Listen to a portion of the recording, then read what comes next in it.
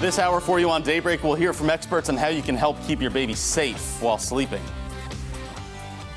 And there is still a lot of confusion surrounding Missouri Amendment 3, what your vote could mean for district lines in the state. We'll explain. Also, hundreds of new jobs will soon be coming to Republic. We'll explain why and how coming up this morning on Daybreak. Good morning. Thanks for joining us and starting your Wednesday with us. Today is October 28th. I'm Jennifer Abreu. And I'm Joe Moreno. We are inching closer to the end of the month, closer to the weekend and Halloween, Jen. Yes, and the good news is that we will have some sunshine to go with Halloween this weekend, which is good. And just waking up this morning without rain has been refreshing. Also good. We'll have that sunshine when we get it. It'll be earned, right, Beth? Yes, we just have to make it through another 2 days with the rain. It's not too bad. It's just been so cold, though, with all the cloud cover and everything else, though, right? So I've got sunshine in the forecast, and I also have warmer conditions in the forecast. That's good. But even though we didn't wake up with rain, we will have some rain later today? Yeah, I do expect rain, and I do expect some heavier pockets of rain. We're starting off this morning with a couple of clouds, a much different picture than we've seen over the last few mornings. We do have some showers moving now into central and northern Arkansas. I don't expect showers here in Springfield until about lunchtime. It's 39 degrees right now in Branson. We have some patchy to dense fog in Branson, Harrison, and West Plains, down in Mountain Home and Joplin this morning. Might want to add a few extra minutes for your morning commute. 38 degrees in Springfield, 37 in Camdenton, and 39 in Fort Leonard Wood. At about 5-mile-per-hour winds, our feel-like temperatures are in the 30s this morning. Not nearly as cold and not nearly as chilly as it was yesterday morning. I do expect some wet roads this morning as those showers start to move into northern Arkansas, and I absolutely expect wet roads by dismissal and by the evening commute. I gave today the grade of a D instead of an F because it's going to be a little bit warmer. We'll be in the 50s this afternoon, but I do expect those shower chances to continue into the overnight hours and into tomorrow as well. So you're going to need your rain jackets and your umbrellas, even though you won't need them right now. And of course, your mask, your phone, your keys, and your wallet as you're heading out the door. We have a flood watch to talk about as showers continue today and tomorrow. We've got sunshine and your Halloween forecast coming up in 10 minutes.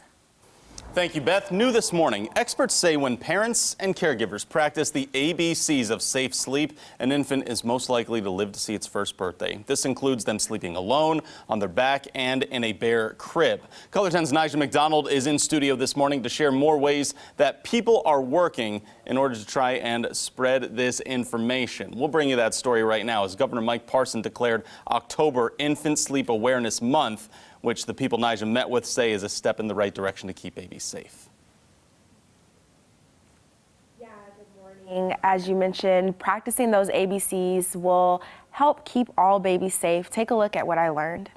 Here in the state of Missouri, around 90 babies die as a result of unsafe sleep practices. These deaths, Emily Van Schenkoff with the Children's Trust Fund says are 100% preventable. If we did something just a little different, we could save those lives. By practicing what experts call the ABCs of safe sleep. Which means that a baby should be alone on their back and in a crib. Van Schenkoff says as society changes, so has our knowledge of how babies sleep best. When I was a new parent, my mom encouraged me to co-sleep with my kids. And my mom certainly didn't want to hurt those kids, and that was how she raised us, by doing that. But research now shows co-sleeping isn't safe for babies. It's really important that our knowledge and our education changes as our understanding of issues change. Sleeping in the same room with parents is definitely encouraged all the way through at least 6 months of age, but not in the same bed. Becky Spain with Mercy Hospital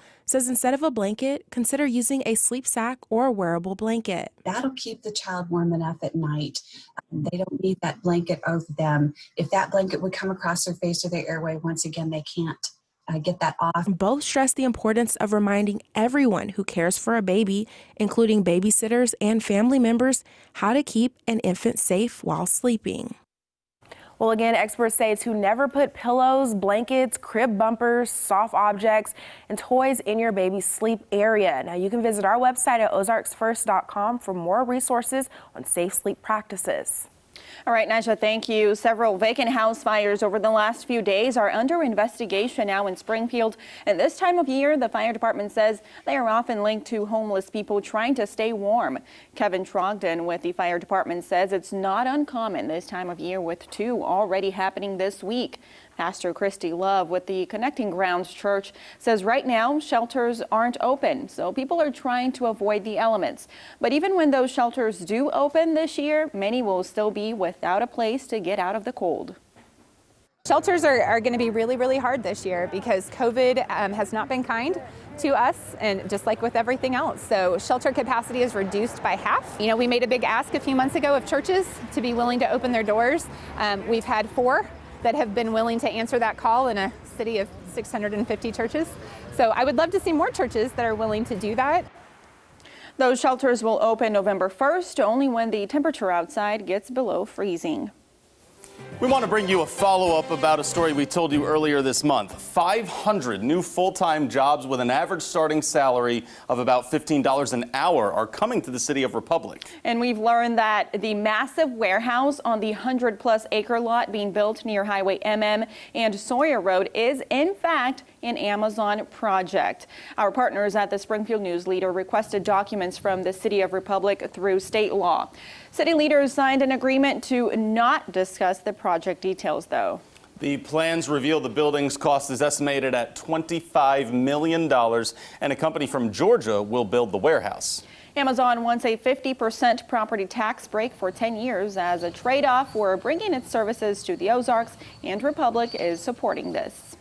1 week from today, or from yesterday rather, voters will head to the polls, but in Missouri, there are some amendment questions on this ballot, including a question in how legislative districts are drawn in the state. Our Missouri Capitol Bureau reporter Emily Manley is breaking down Amendment 3 and is explaining exactly what this means for voters.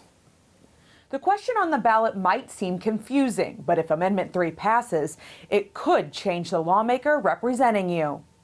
If this amendment sounds familiar to voters, it is. In 2018, 62% of voters approved Amendment 1, which created the nonpartisan state demographer for redistricting. If you pass Amendment 3, you're going to have a bipartisan commission of 20 citizens, equal number of Democrats and Republicans. That's traditionally, by the way, that we've drawn legislative districts in Missouri, and has served us very well. They want as many super duper Democratic seats as possible, as many super duper Republican seats as possible, so that there's no way for voters to hold them accountable in elections come next November. The amendment reads, shall the Missouri Constitution be amended to ban gifts from paid lobbyists to legislators and their employees, and reduce legislative campaign contribution limits? The first couple bullets, that's the smokescreen. That's the $5 lobbyist gift change, the $100 contribution limit change.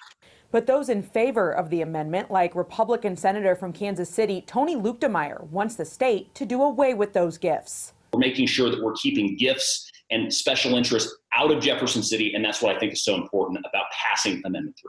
But the third bullet point would change the redistricting process, a reason why the No on 3 campaign manager Sean Nicholson is against the question. What they have put on the ballot in Amendment 3 is way more than a repeal of what voters approved. It would actually create a redistricting system in Missouri that's unlike anything we've ever seen. That's it.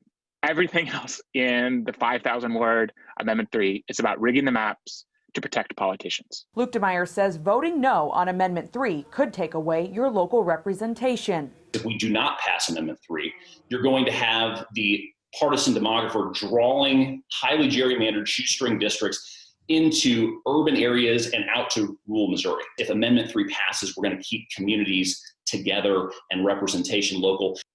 Now, if Missouri voters pass Amendment 3, it will go into effect at the beginning of 2021. Reporting for our Missouri Capitol Bureau, I'm Emily Manley. Taking a live look outside this morning, we have some mostly dry roads. It is cold though. Temperatures are in the 30s this morning. We also have rain chances for this afternoon. We have a flood watch to talk about, and the sunshine, I promise it's on the way. It'll get here by the end of the week. It sticks around for this weekend. I've got that and your Halloween forecast right after the break.